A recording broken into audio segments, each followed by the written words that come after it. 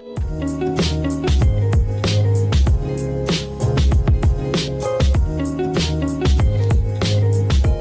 pessoal. Eu vou comentar com vocês as questões aí, uma por uma, tá? Vocês têm percebido, fazendo provas anteriores, que a FGV tem um perfil particular de formulação de questões que é diferente de tudo que você já viu.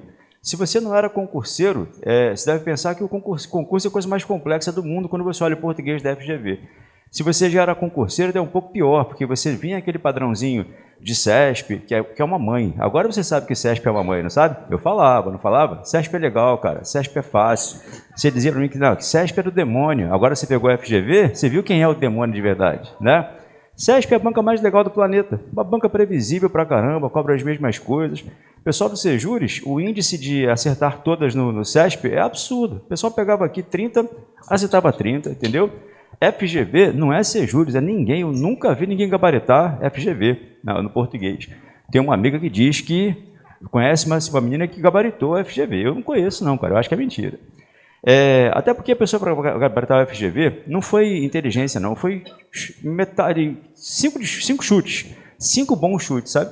Porque hoje você percebe isso. Há questões da FGV, você faz, acerta, entende. Você faz, acerta, entende. Aí vem num ritmo bom.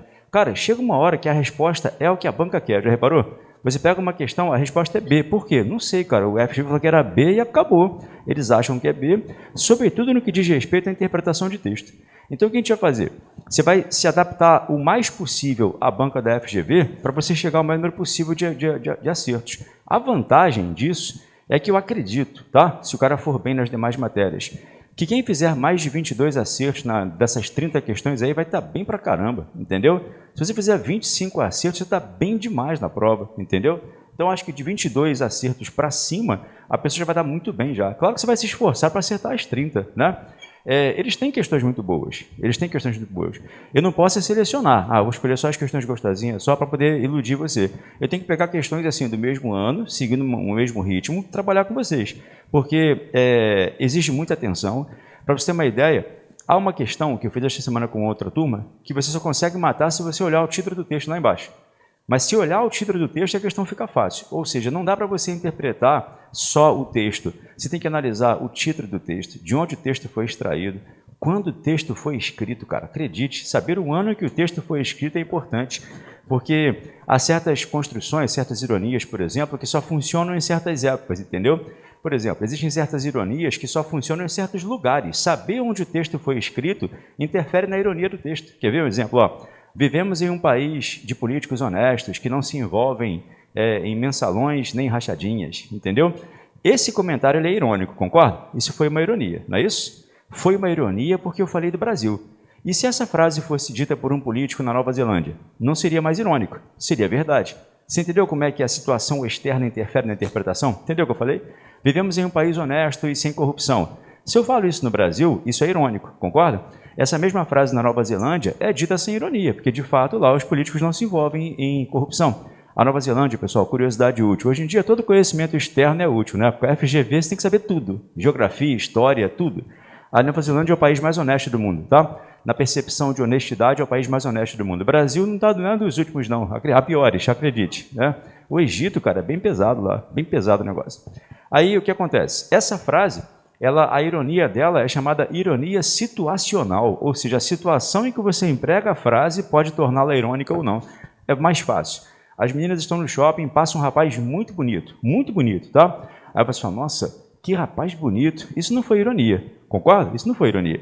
Agora, vocês estão aqui no Sejures, passa um rapaz muito feio, parece um acidente nuclear, o cara assim, sabe?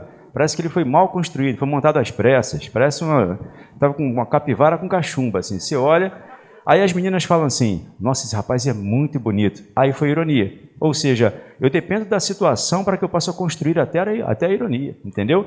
E o que tem me assustado um pouco com relação à FGV, e esse recado vai para os poucos alunos aqui que eu não conheço, porque os que eu conheço já avisei pra caramba, é como eles cobram conhecimento de mundo muito aprofundado, já reparou? Eles cobram conhecimento de mundo muito aprofundado. Eles fazem referência a filósofos. Machado de Assis, toda a prova aparece, já reparou? Eles cobram uma coisa chamada intertextualidade, que para alguns de vocês vai ser a milésima explicação, que eu já expliquei isso pra caramba. A intertextualidade, que vai aparecer aqui hoje, Era para ser uma coisa gostosinha, sabe? Mas tem causado problemas. Intertextualidade significa comunicação com outros textos, tá? Você está lendo um texto do João, daqui a pouco o João faz uma referência a um texto do José, tá legal? Por exemplo, está lendo um texto de Machado de Assis, e no texto de Machado de Assis, ele faz uma referência a Shakespeare. Isso é intertextualidade, tá? É quando um texto faz menção a outro texto. Só que essa menção pode acontecer de 3 formas diferentes. Ela pode acontecer assim, ó. Pessoal, não esquece de não copiar não, hein? Meu maior pesadelo é acordar cedo domingo para copiar. Fique em casa. Ó, intertextualidade. Quando é Jesus que faz a questão, que não é o caso da FGV, Jesus nem aparece lá, eles fazem a chamada citação. Ué, não cai citação na prova? Não, cai citação. Mas eles não vão te dar o mole de cobrar uma intertextualidade com citação, porque a citação é óbvia. Se o cara citar um autor que você não conheça, você vai saber que é citação do mesmo jeito, entendeu? Por exemplo, está lendo um livro assim, tá? Segundo o autor João da Silva, agora bota aspas e bota uma frase dele lá. Todos vão perceber que é uma referência a outro texto, concorda? Então essa referência foi ótima, não foi? Então, ó, se o cara pedir a você que identifique a opção em que ocorre intertextualidade, caso apareça uma citação, poxa, ótimo, cara, pode marcar, tá? Daqui a pouco eu vou falar um pouquinho mais sobre citação com você, tá?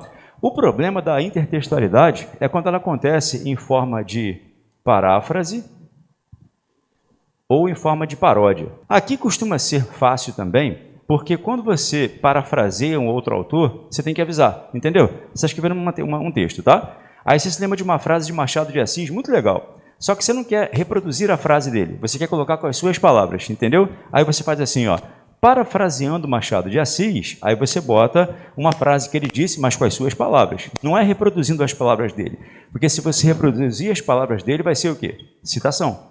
Tanto que a citação tem aspas e a paráfrase não, tá? A citação tem aspas, a paráfrase não. Porque na citação você copia literalmente o que a pessoa disse, usando as palavras do outro autor, entendeu? Isso é citação. Agora, na paráfrase não. Você diz o que ele disse com as suas palavras. E a paráfrase não tem que ter aspas, tá? Só que o cara, se for honesto, ele tem que avisar. Parafraseando Machado de Assis, parafraseando Shakespeare, parafraseando a Bíblia, o cara tem que avisar, entendeu? Por exemplo, o Senhor é meu pastor e nada me faltará. Parafraseando a Bíblia, Deus é o nosso Senhor e nada nos falta. Entendeu o que eu fiz? Eu falei a mesma coisa com outras palavras, só que eu avisei, parafraseando a Bíblia. O problema é a paródia. A paródia que é uma droga. Porque na paródia, o cara não faz uma referência clara ao outro texto, não. Ele faz assim, por exemplo, eu sempre usei o exemplo do hino do Flamengo, porque vocês conhecem. Ele fala assim, ó, uma vez concurseiro, sempre concurseiro sempre eu hei de ser. Isso é paródia. Você percebeu que eu brinquei com o hino do Flamengo aqui? Então, isso é paródia. Só que o que acontece? Você imagina uma questão assim, tá? Identifique a opção em que ocorre uma paródia.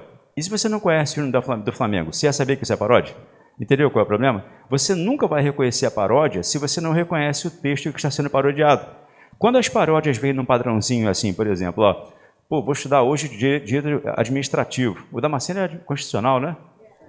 Porque o Damasceno é meu pastor e nada me faltará, entendeu?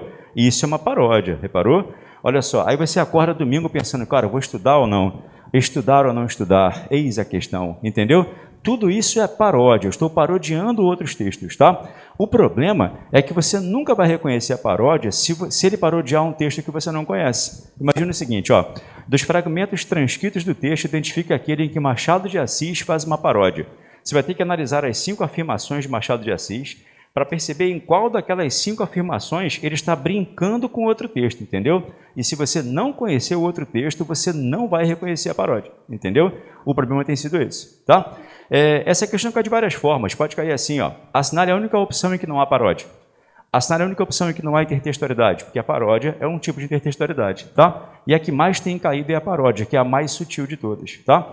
Quando eles são legais e fazem paródia da Bíblia, tranquilo, porque a Bíblia é um texto que todo mundo conhece, né?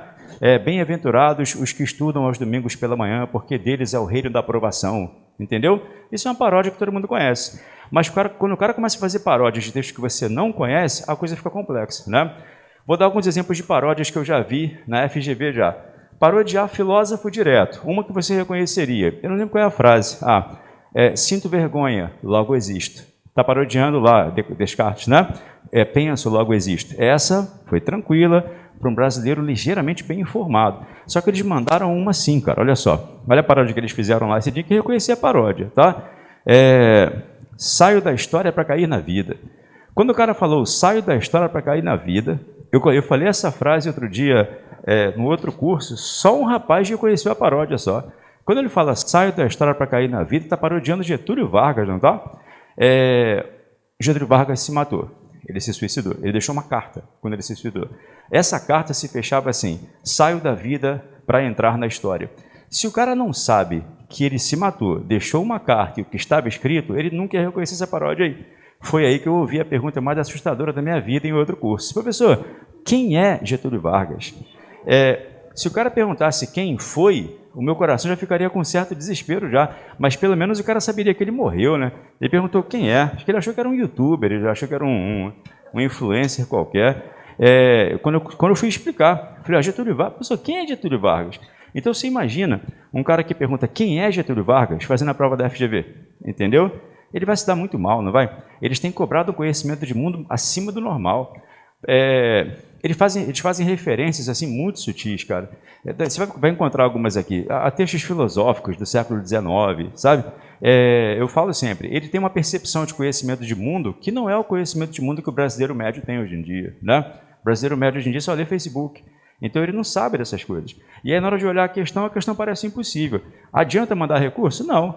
Não adianta mandar recurso. Eles vão alegar o seguinte, cara, saber quem foi Getúlio Vargas, que ele se matou, deixou uma carta que estava escrito, é conhecimento médio de mundo, entendeu? É conhecimento médio de mundo.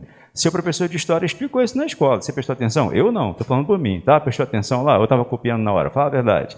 Então, o que acontece? Não adianta. O professor de história explicou isso na escola, não explicou? Todo mundo sabe quem foi Getúlio Vargas, estudou isso na escola. A questão é que na escola, estou falando por mim, não sei se você, de repente, fizeram todos os CDFs, eu não era. Na escola você não quer aprender nada. Você quer tirar 4,5 e pedir meio para passar, né? Na escola a gente só quer se divertir, a escola é diversão, é lúdico mesmo. Você quer aprender agora, porque você olha para mim e você vê os 7 mil andando assim, ó, né? Você me chama de 7 mil, professor 7 mil, pode explicar de novo o negócio aí? Quando você pensa no dinheiro, a história é diferente, né? Aí o que eu sugiro a você? Professor, você citou algumas coisas aí que eu não conheço. Você parodiou alguns textos aí que eu realmente não tenho acesso a esses textos. O que eu faço? Faça muitas questões e toda vez que você se deparar com uma questão de intertextualidade, em que ele faça menção a um conhecimento que você não tem, corra atrás desse conhecimento.